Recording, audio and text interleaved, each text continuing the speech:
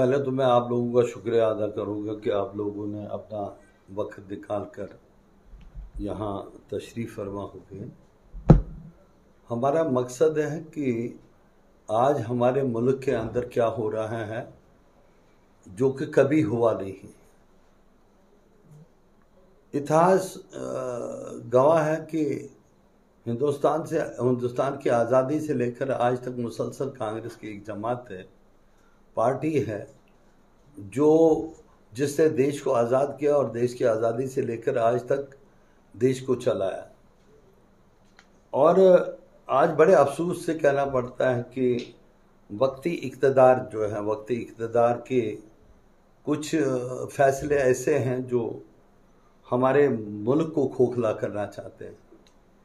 क्योंकि इनकी अक्सर जब भी हमने बीजेपी के लोगों की बात सुनी या उन्होंने कोई प्रेस कॉन्फ्रेंस दी या कहीं डिबेट में किसी जगह भी कोई ऐसे मसले मसाइल उजागर हुए, तो उस ज़िमन में हमेशा बीजेपी ने ये कहा कि 70 सालों में कांग्रेस के लोगों ने कुछ नहीं किया। चूँकि कांग्रेस का मुल्क के अंदर जो असासे बने हैं, ये कांग्रेस की मेहनतों की और काविशों का नतीजा है, जिसमें आज हिंदुस्तान एक सुपर पावर है।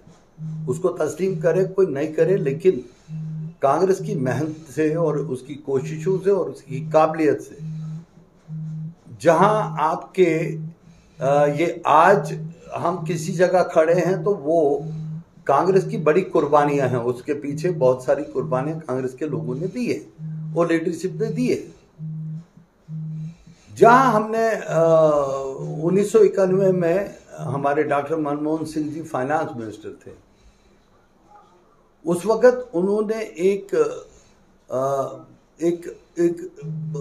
ऐसा रुझान पैदा किया था कि जिस वक़्त हमें अपनी इकानमी के बारे में बहुत सारे मसाइल और जो सारी चीज़ें कुछ, और जहां इकानमी हमारी स्टेबल करने के लिए और माशती हालात को ठीक करने के लिए उन्होंने एक प्रोग्राम, जामिया प्रोग्राम शुरू किया था और उसमें ऐसी चीज़ें की थी जिनसे हमारी इकानमी ग्रोथ रेट जो था वो बढ़ा और इकानमी स्टेबल रही 14 तक। अब वो असासे क्या थे ये लोग जो जिक्र करते हैं कि 70 साल में कुछ नहीं किया, आज उसको ये प्राइवेटाइज कर रहे हैं। तो अगर कांग्रेस ने कुछ नहीं किया तो फिर प्राइवेटाइज ये क्या कर रहे हैं? और ये बेच रहे हैं, और बेचने के बाद भी ये क्या मुल्क को दिखाना चाहते हैं? तमाम दुनिया के अंदर एक रुझान है कि दुनिया के माशती हालात इस कदर खराब हुए, जो अमेरिका ने आज या बाकी कंट्रीज ने जो इस वक्त एक शुरू किया कि उनको क्या जरूरत थी कि अफगानिस्तान में 20 साल लड़ाई लड़ रहे थे और आज क्यों उन्होंने विड्रा किया वहां से? क्योंकि उनके अपने माशती हालात ठीक नहीं थे, जिनको सुधारने के लिए ये अच्छी एक मूव उनकी थी। तो हमारे मुल्क में अगर हमारे ही असासे बने हैं और इसको प्राइवेटाइज करो आप, और जहां हमने क्रिएशन करनी थी मुलाजमत की, वहां हम लोग एम्प्लॉयमेंट को खत्म कर रहे हैं। तो उसके लिए आपका ग्रोथ रेट का देखना, रिसोर्सेज को टेप करना और अपने वसाइल को देखना, ये बड़ा ज़रूरी था। इस ज़मन में मेरे साथ अशोक जी हैं, अशोक डोगरा साहब मेरे साथ डिस्ट्रिक्ट प्रेसिडेंट हैं, ये भी इसमें वजाहत करेंगे। किसी जगह और भी कोई पूछ रहा होगा तो मैं उसका जवाब दूँगा। मजिद साहब, असेंबली इलेक्शन की जो तैयारियां हो रही हैं, कांग्रेस जो है खासकर चुनाव वेले में कितनी कमबैक करेगी? देखिए, आपको मैं बताऊं कि असेंबली इलेक्शन का इस वक्त हम कोई बात नहीं कर रहे हैं। इस वक्त हमारा एक मकसद है कि हिंदुस्तान के अंदर असासों को बेचना, प्राइवेटाइज करना। जहां रेलवे है, जहां आपके रेलवे में एम्प्लॉयज हैं, लोग हैं, नौकरियां करते हैं, उनको आप अगर प्राइवेटाइज करोगे वो कहां जाएंगे? आपने हालात इतने तबाह कर दिए। आपने सबसे बड़ा जो आपने गलती की वो आपने प्लानिंग कमीशन को ख़त्म किया। दूसरी आपकी गलती थी कि आपने नोटबंदी की, जो हमारे हिंदुस्तान के अंदर एक फ्लोटिंग इकानमी थी, जहां छोटा से लेकर बड़ा आदमी तक काम करता था। अच्छा, अगर नोटबंदी की तो उससे रिजल्ट क्या मिला? अगर आप लोगों ने प्लानिंग कमीशन को खत्म किया, जहां पे आपके तमाम रिसोर्सेज टेप होते थे और वो रिसोर्सेज बाकी स्टेट्स में उसी के ऊपर निर्भर होता था और उसी के ऊपर प्रोजेक्ट की एक जो आपका बजट था, बजट की एक पूरा सिनेरियो बनता था, उसी हिसाब से उन स्टेट्स के अंदर वो पैसा मुख्सस करके और कहीं स्टेट्स को दिया जाता था। आज आप रिसोर्सेज कहाँ हैं आपके पास? जो हमारा सोना था वो भी गिरवी था, इन्होंने गिरवी कर दिया। आप बताइए मुझे, प्राइवेटाइजेशन से आप कितना पैसा लाओगे और उस मुल्क को चलाओगे? जो आपका एस्टिमेशन है, जो आपके फिगर्स हैं, आपके डाटा है, वो तो टोटल गलत है। आप 1,50,000 करोड़ की बात करते हो, तो उस ज़मन में आप कहां से लाओगे? क्या करोगे? कितनी देर चलेगा? और क्या आप उन्हीं सेक्टर्स को बाद में, क्या वो गवर्नमेंट के अंडर कंट्रोल रहेगा? जरूरत क्या है जब प्राइवेटाइज करोगे? एक आदमी को अपने प्रॉफिट को ढूंढना, वो मुल्क के प्रॉफिट को थोड़ी ढूंढेगा। जिस आदमी ने इन्वेस्टमेंट की है, पहली इंस्टॉलमेंट दी है, सरकार के पास पहुंची है, दूसरी नहीं देगा तो सरकार क्या करेगी? और उसके बाद रिसोर्सेज आपके कहां गए? आपका फॉरेन इन्वेस्टमेंट कहां है? आपके दूसरे जो रिसोर्सेज टेप होते हैं वो कहां है? आपके टैक्सेस के बारे में आप क्या करते हो? आप कहते हो जीएसटी का आज भी आप लोगों ने स्टेट्स को वापस पैसे कर रहे हैं, आपने किए? जीएसटी कलेक्शन तो आप तमाम टोटल का टैक्सेस को इकट्ठा करके और आपने मुल्क के अंदर ये टैक्सेस को इकट्ठा किया था और उसके बाद स्टेट्स को शेयर के हिसाब से वापस किया। कहाँ है? तो क्यों गलत दिशा में मुल्क को ले रहे हो? क्यों आप गलत बयानी करते हो? क्यों आप गलत स्टेटमेंट्स देते हो? क्यों आप लोगों को गुमराह करते हो? आप हालात इस कदर खराब है कि कोरोना सिर्फ हमारे लिए थोड़ी था, कोरोना तमाम दुनिया के लिए थे। लेकिन कोरोना में आप लोगों ने क्या किया? लोग रास्तों में मर गए, पैदल चल चल के मर गए। एक लड़की ने अपने बाप को उठाया और बिहार तक 4,000 किलोमीटर साइकिल पे उसको चलाए। क्या यही हमारा देश है? हमारे देश की छवि को नुकसान पहुंचाने वाले लोग अगर ऐसी बातें करेंगे तो मुझे लगता है कि हम लोग, सब लोग जो है, हमें ये बहुत बड़ी परेशानी है कि इंटरनेशनल कम्युनिटी के सामने हमारे मुल्क की ये छवि बनाना बिल्कुल गलत है। जिस मुल्क ने यहाँ के ऐसे रिसोर्सेज पैदा किए जो घर घर गरीब तक पहुँचते थे। आप देख लीजिए पिछला इतिहास भी, यूपीए 1 का, यूपीए 2 का, इंदिरा जी का, राजीव जी का और मनमोहन सिंह जी का, कि इकॉनमी ग्रोथ रेट आपकी क्या थी? और ग्रोथ रेट ये है कि इकॉनमी का फार्मूला है, जहां डिमांड है वहां सप्लाई है। आज डिमांड कहाँ है? किस चीज की डिमांड है? तो डोमेस्टिक प्रोडक्ट्स जो हैं हमारे अपने मुल्क के, उनकी हालात आपने कहा, इकॉनमी कहां बढ़ेगी? आपकी ग्रोथ रेट कहां से बढ़ेगी? तो बहुत सारी चीजें ये डिबेटेबल है। लेकिन आज हमें अफसोस है कि ये प्राइवेटाइजेशन पर जोर दे रहे हैं। और क्यों दे रहे हैं? किस लिए दे रहे हैं? क्या कारण है? ये अपने मंजूर नजर लोगों को ये एसेट्स जो बनाए गए, 70 साल में एसेट्स बनाए गए, इनको बेच रहे हैं। तो इससे क्या निकलेगा? जो एस्टिमेशन इनकी है, जो ये हमें फिगर्स बता रहे हैं, ये टोटल गलत है। और इस पर अगर कभी, बल्कि इन लोगों को, अपोजिशन को लेकर अगर कोई भी मुल्क की हित की पॉलिसी बनानी थी जिससे मुल्क की इकॉनमी स्टेबल हो जाती और जो ग्रोथ रेट है वो कम नहीं होता, बल्कि ग्रोथ रेट हमारा कहीं स्टेबल रहता। और इस वक्त रिसोर्सेज हमारे पास मखसूस इन्हीं खातों से अब रिसोर्सेज थोड़ी बनाने हैं। अब देख लीजिए इस ज़िमन में अशोक साहब ने भी कहना होगा, मजीब साहब ने भी कहना होगा, ये बात करें। मुझे साहब क्या लगता है आपको, जो बीजेपी ने इलेक्शन के दौरान मैनिफेस्टो में कहा था उसके अपोजिट हो रहा है सारा? टोटली मिसलीड कर रहे हैं प्राइम मिनिस्टर साहब को, मिसलीड कर रहे हैं होम मिनिस्टर साहब को, मिसलीड कर रहे हैं डिफेंस मिनिस्टर साहब को। कौन लोग कर रहे हैं? इनके अपनी पार्टी के लोग कर रहे हैं। ये इनके फिगर्स मैच नहीं हो रहे हैं, डाटा जो इनको मिल रहा है वो गलत है, ग्राउंड रियलिटीज डिफरेंट हैं, ग्राउंड पे कोई काम नहीं चल रहा है। इनका तरीका जो है, झूठ के सहारे सरकारें कितनी देर चलती हैं, झूठ के सहारे मुल्क कितनी देर चलता है। मुल्क के अंदर असलियत, मुल्क के अंदर जो ग्राउंड रियलिटीज हैं उनके ऊपर मुल्क में लोग जो हैं टिप्पणी करने वाले, जो जानकार हैं, जो इकोनॉमिस्ट हैं, वो तो ये बात करेंगे। आज मैं कर रहा हूँ, कल और भी करेगा, परसों और भी करेगा। इनको तो ये जवाबदेह होना पड़ेगा ना, क्योंकि मुल्क है, मुल्क के अंदर जिम्मेदार हुकूमत को जिम्मेदारी से अगर काम करेगा तो हम जरूर इस चीज को आगे लेके चलेंगे। बल्कि अपोजिशन में अगर उनको किसी जगह भी कोई कमजोरी खामी लगती थी, अपोजिशन को बुलाकर उसके डिस्कशन डिलिब्रेशन होनी चाहिए थी और उसके ऊपर एक पॉलिसी जामिया बनती, ताकि मुल्क की माशती हालात को कैसे सुधारा जाए। जहां बहुत बड़े हमारे लोग, जहां डॉक्टर मनमोहन सिंह जैसे बैठे हैं, जिन्होंने मुल्क में एक कंसेप्ट दिया था, और आज भी अमेरिका के अंदर डॉक्टर मनमोहन सिंह जी का सिलेबस चलता है, जबकि हमें बाहर के लोग उस वक्त मानते नहीं थे हिंदुस्तान में भी इकोनॉमिस्ट है, कोई ऐसी इकानमी के बारे में बात कर सकेंगे। आज तो हमारे डॉक्टर मनमोहन सिंह जी का सिलेबस अमेरिका यूनिवर्सिटीज में चलता है। तो बदकिस्मती ये है कि जिन लोगों से इनने फायदा उठाना था उन लोगों की मुखालफत करते हैं। तो क्या कहेंगे आप, किसको कहेंगे आप?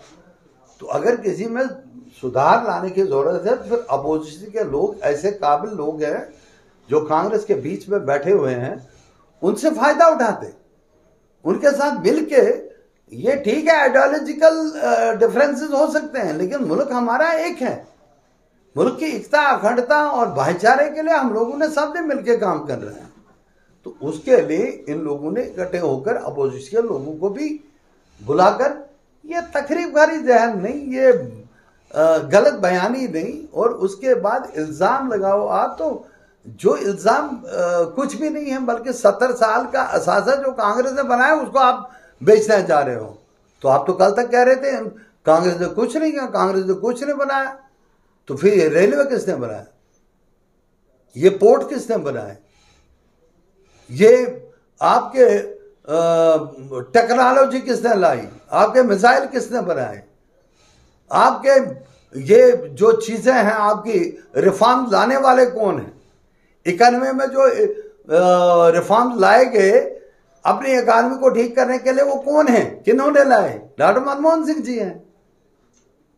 और आज भी, आज की डेट में राहुल जी भी इनको अगर बात कहता तो उनको कहते हैं नहीं ये गलत बात करते। क्या गलत बात करता है? देश की बात करते हैं। अगर प्रियंका जी की बात करती हैं तो वो देश की बात करती हैं, सोनिया जी बात करती हैं देश की बात करती हैं, और अगर मनमोहन सिंह जी को बात करते हैं देश की बात करते हैं, गुलाम नबी आजाद साहब बात करते हैं देश की बात करते हैं। आपके जितने भी कांग्रेस के लीडरशिप है, उन्होंने हमेशा देश के लिए कुर्बानियां दी हैं। बाकी कोई जमात दिखाइए मुझे जिसने देश के लिए कुर्बानियां दी होंगी। चीजें तो वक्त से पहले बात करने की जरूरत नहीं है। यहाँ ऊंट किस तरफ बैठता है वो उस वक्त बात होगी। इलेक्शन में मैं सिर्फ एक बात आपको कहूँगा कि इलेक्शन में जम्मू बार के इलेक्शन हुए, उसमें लोगों ने अपनी नाराजगी पेश की, और कांग्रेस का MK मर्दवाज जो प्रेसिडेंट बार एसोसिएशन का बना, वो एक जागती एक मिसाल है, जीती जागती मिसाल है। तो नाराजगियां जो लोगों के अंदर है वो इस वक्त नहीं कहें, जब इलेक्शन आएगा उस वक्त करेंगे।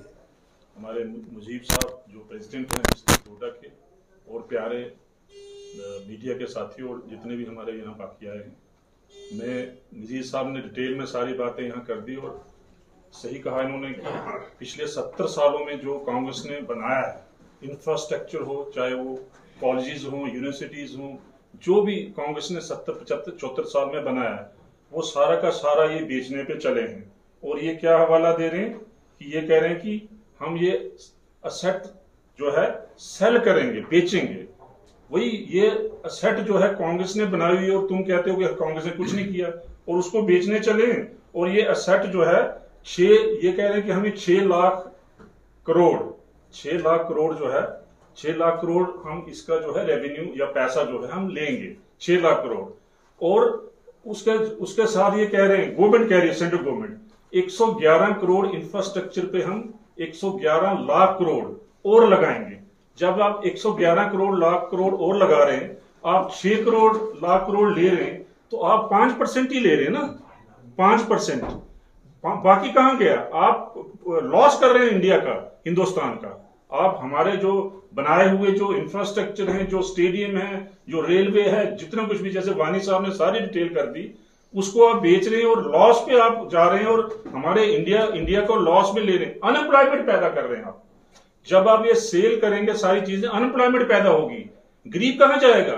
वीकर सेक्शन जो है, जो वीकर सेक्शन गवर्नमेंट जॉब में दूसरे में लगते थे, वो कहां जाएंगे? उनकी रिजर्वेशन कहां जाएगी? तो मैं यहां वीकर सेक्शन की बात करता हूं कि उनको आप लॉस में डाल रहे हो, उनको आप पीछे धकेल रहे हो। जो आपने एम्प्लॉयमेंट देनी थी, कितने करोड़ कह रहे थे देनी थी, वो आप कहां गई वो एम्प्लॉयमेंट? उल्टा आप उसका कर रहे हैं। और दूसरे आप क्या कर रहे हैं? आप जो है ये सेल कर रहे हैं, किनको कर रहे हैं?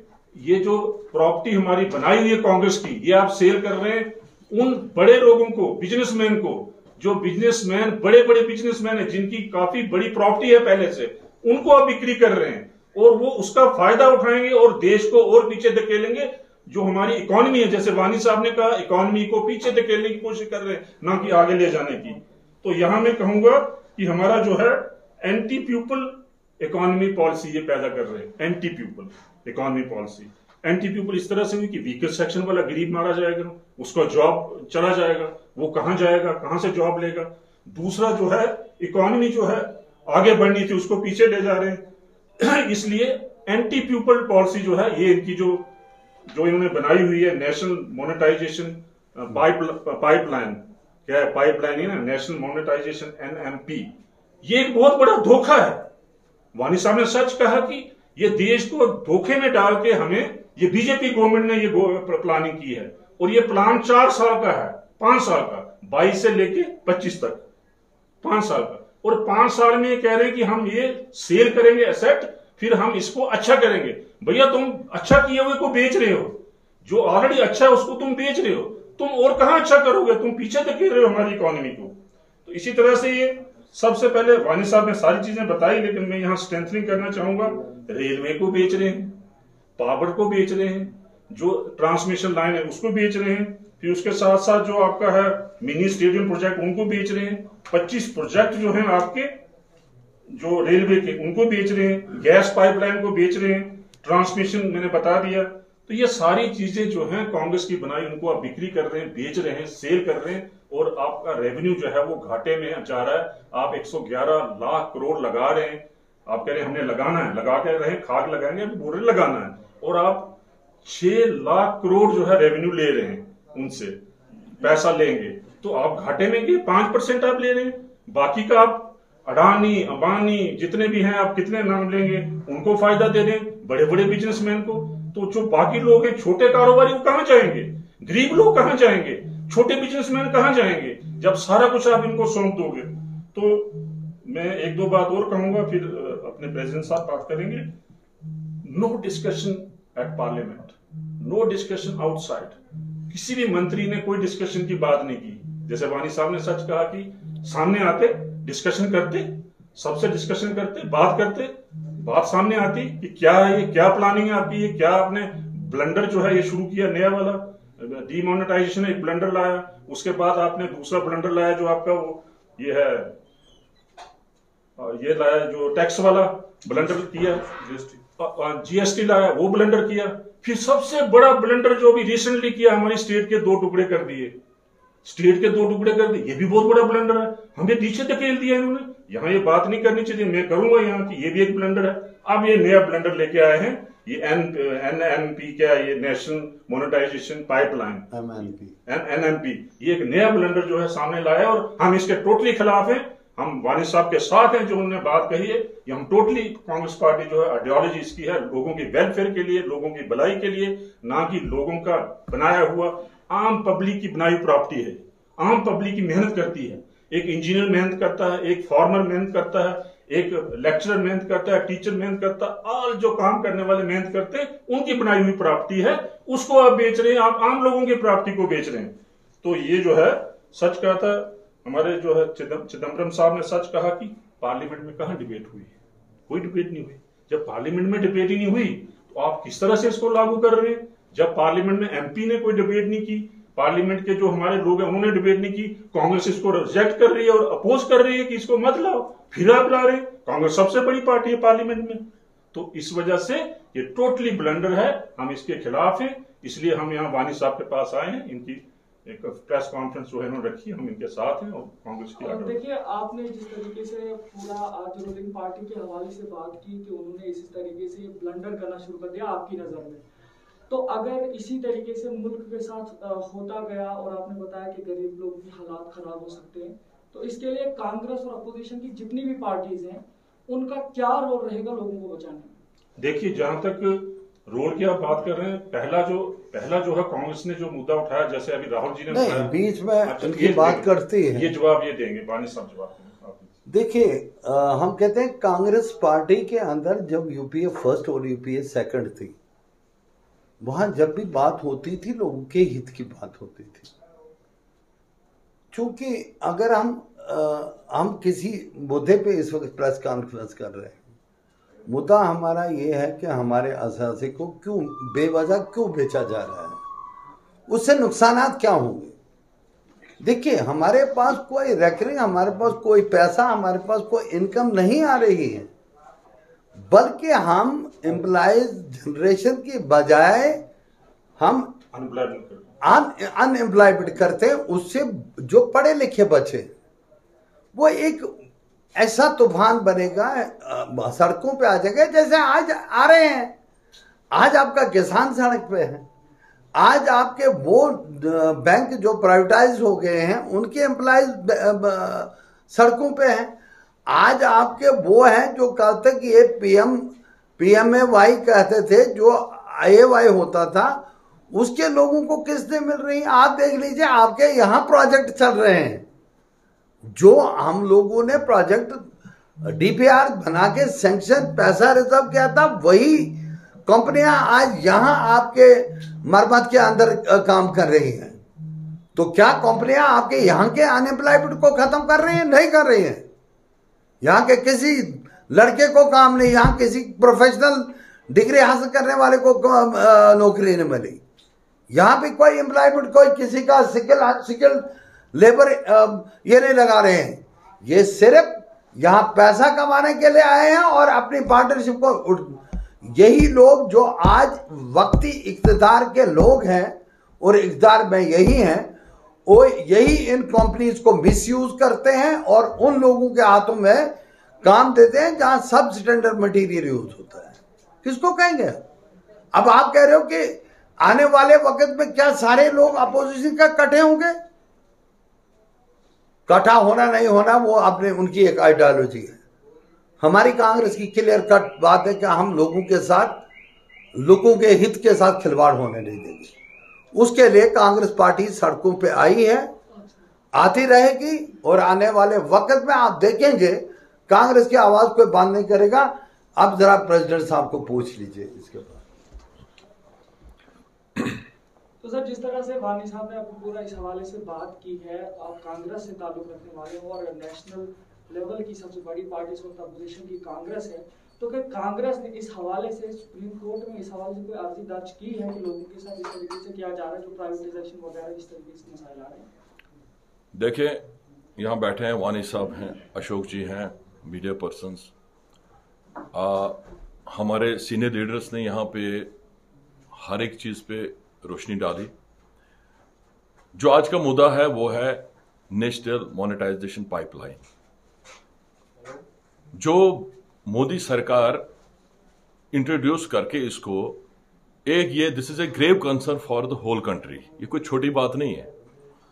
जहां तक इकोनॉमिकल क्राइसिस का ताल्लुक है वो तो आपके सामने आया है। पहले तो हम कहते हैं जी हम इकोनॉमिकल क्राइसिस में है, हमारी कंट्री जो है इकोनॉमिकल क्राइसिस में, but now we are heading towards economical depression. वो किस तरह? हमारी इंडस्ट्रियल ग्रोथ देखिए आप, हमारा जीडीपी आप देखिए, हमारा होलसेल रिटेल का जो कारोबार है वो देखिए, हमारी एम्प्लॉयमेंट रेशियो देखिए, उसका रेट देखिए। ये सारे कंसर्न को देखकर क्या मजबूरी बनती है गवर्नमेंट की कि वो हर एक चीज को प्राइवेटाइज कर रही है। पहले तो इन्होंने डिमोनेटाइजेशन किया चंद साल पहले और अचानक ऐलान कर दिया। ना तो ये पार्लियामेंट को कॉन्फिडेंस में लेते हैं, ना ये स्टेक होल्डर्स को कॉन्फिडेंस में लेते हैं, ना ये किसी एम्प्लॉय यूनियन को कॉन्फिडेंस में लेते हैं, ना किसी एनजीओ को लेते हैं, ना ये अपोजिशन पार्टी को लेते हैं। जो भी इनका फैसला होता है, एकतरफा फैसला होता है, वो एक डिक्टेटरशिप होती है और उस डिक्टेटरशिप में जो सफर करते हैं वो आम पब्लिक करती है।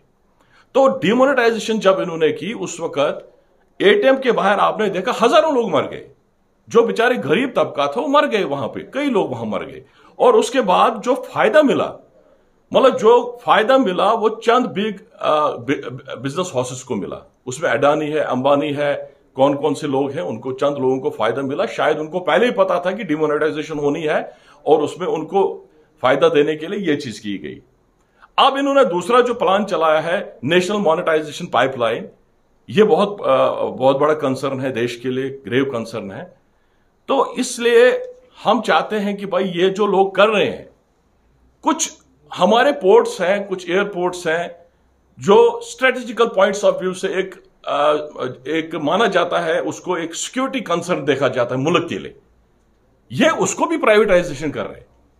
ये हमारे इन्होंने ONGC, oil and natural gas commission, जो कि कांग्रेस के टाइम बना, उसको भी प्राइवेटाइज कर रहे हैं। ये एयरपोर्ट्स को कर रहे हैं। ये जितने भी हमारे सीनियर लीडर्स ने यहां बयान किया कि जितने भी हमारे ये पब्लिक कंसर्न है, हमारे पब्लिक सेक्टर्स हैं, इनको प्राइवेटाइज कर रहे हैं।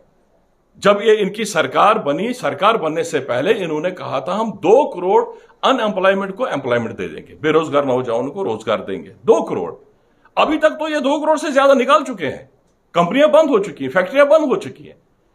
तो हमारा ये जो है ये बहुत बड़ा मसला है, ये कोई छोटी बात नहीं है। ये ऐसा लगता है कि ये प्राइवेटाइज करते करते कहीं हिंदुस्तान को भी बेच डाले, किसी मुल्क के हाथ हिंदुस्तान को भी बेच डालेंगे आने वाले वक्त में, ऐसा दिखता है। तो इस वक्त हमारे वानी साहब ने जो यहां बोला कि हमारे जैसे जितने भी बड़े बड़े हाइड्रो इलेक्ट्रिक प्रोजेक्ट्स पूरे इंडिया में, जितने भी बड़ी बड़ी सेक्टर्स, पब्लिक सेक्टर्स, वो तो कांग्रेस की टाइम बनी है। अब ये लोग बहाना क्या करते हैं, इनकी प्रेस कॉन्फ्रेंसेस होती हैं, इनके इजलास होते हैं, ये बात बात पे कहते हैं कांग्रेस ने 70 साल राज किया, कांग्रेस ने क्या किया। अबे कांग्रेस ने तो कुछ किया है, तब जाके आप लोग बेचने जा रहे हो, तभी तो आप बेच रहे हो ना। तो इसलिए इनका ये ढगोसला जो है, लोगों को बेवकूफ बनाने की जो बात है, ये बड़ी बदकिस्मती की बात है। ये अपने मफाद के लिए, चंद लोगों को फायदा देने के लिए पूरे हिंदुस्तान को खत्म कर रहे हैं, हिंदुस्तान के लोगों को खत्म कर रहे हैं। तो इसलिए हमारा यही है, हमारी यही रिक्वेस्ट है कि हम चाहते हैं कि भाई ये अपने ये फैसले जो है, इन फैसलों को वापस ले लें और सही माने में लोगों के सामने आ जाएं। जैसे वानी साहब ने यहां बोला कि हम यहां पर अपने खिता चुनाव की बात करना चाहते हैं। हमारे यहां टनल खुल रहा है खिलैनी में, हमारा वहां रेटली प्रोजेक्ट खुलने जा रहा है, हमारे किश्तवाड़ में प्रोजेक्ट खुलने जा रहे हैं। लेकिन अफसोस का मुकाम यह है, कभी हम सुनते कोई लोकल बच्चा हमारा इंजीनियरिंग करके, आईआईटी करके, या कोई टेक्निकल स्किल्स अनस्किल्ड जो कोई भी लेबर होता है, वो ये बोलता है कि भाई खुदारा मुझे नौकरी तो लगी, शुक्र है मुझे नौकरी लगी। सब बेचारे परेशान है, किसी को नौकरी नहीं लग रही। और ये मुलाजिम कहां से ला रहे हैं ये भी हमें पता नहीं चल रहा है। जबकि खिता चुनाव पे जो हक बनता है वो खिता चुनाव के लोगों का बनता है। यहां पे कोई भी प्रोजेक्ट बनता है, कोई भी टनल बनेगा, यहां के लोगों का उस पर हक बनता है, यहां के बेरोजगार नौजवानों का उस पर हक बनता है। तो इसलिए मैं आपसे यही रिक्वेस्ट करता हूं कि आपके माध्यम से ये बात ऊपर तक जानी चाहिए और हमारे सीनियर लोग यहां बैठे हैं, जैसे इनका हुक्म होगा, वानी साहब का, अशोक जी का, जो भी इनका हुक्म होगा, इनका हुक्म सारा शुक्रिया करूंगा इसको, क्योंकि आपने देखा कि ये वजाहत हमने की कि इनका प्रोग्राम और इनकी पॉलिसीज़ क्या हैं, जो लोगों के लिए हैं, मुल्क के लिए हैं। और अनएम्प्लॉयमेंट बनाने के लिए जो बेचारे एम्प्लॉयज भी थे उनको भी निकाल दिया इन्होंने। तो उसके ऊपर में उसके ज़िम्मन में बात करना बहुत ज़रूरी थी कि प्राइवेटाइजेशन को किस तरीके से ये ले रहे हैं या कर रहे हैं। जहाँ हमारे असासे हैं वो हमने ऑलरेडी कहा कि आप वो 70 साल के इन असासों के अंदर जो कांग्रेस ने बनाए थे, आज ये उनको बेच कर कह रहे हैं कि कांग्रेस ने कुछ नहीं बनाया। और ये शेख साहब ने अच्छा कहा कि अगर बनाया नहीं था कांग्रेस ने तो आज आप प्राइवेटाइज क्या कर रहे हो। तो ये बहुत बड़े इश्यूज हैं जिनके लिए हमारी कांग्रेस पार्टी तमाम नेशनल लेवल पे आज यही इनको उजागर करना चाहती है, उनको बताना चाहती है कि ये पॉलिसी जो है ये हित के खिलाफ है, मुल्क के खिलाफ है, मुल्क की इकानमी के खिलाफ है, मुल्क की माशरती हालात सुधारने के खिलाफ है। अगर ये माशरती हालात को ठीक करने के हित में होती तो अपोजिशन के लोग इसको अपोज नहीं करते। तो इसके लिए आज हमने प्रेस कॉन्फ्रेंस इसीलिए बुलाई कि हम इनको कम से कम ये बता दें कि आपकी पॉलिसियां जो है वो गलत है, मुल्क की हित के लिए पॉलिसी ठीक नहीं है। जैसा इन्होंने कहा कि प्राइवेटाइज आप कर रहे हो और इंटरनेशनल सिक्योरिटीज के कुछ जो चीज़ें हैं उनको अगर प्राइवेटाइज करोगे तो फिर हमारे पास रहा क्या है, फिर हमारे मुल्क में कहाँ से आप अमल लाओगे, नुकसानात होंगे। तो जिस तरीके से आज भी फॉरेन पॉलिसी के अंदर आज हमारे कुछ नेबर कंट्रीज हैं जो इस चीज़ को फ़ायदा उठाने के लिए तैयार हैं। तो इसलिए हमारी यही कि आप हमेशा इस बदले की आग को छोड़कर आप अपोजिशन के लोगों के साथ मिलके कम से कम बात करो, एक पॉलिसी प्रोग्राम बर्तब करो जिससे मुल्क की इकानमी ठीक हो गए, हालात ठीक हों और अनएम्प्लॉयमेंट दूर हो और बेचारे पढ़े लिखे लोग कहीं एडजस्ट हो जाए। बहुत बहुत शुक्रिया।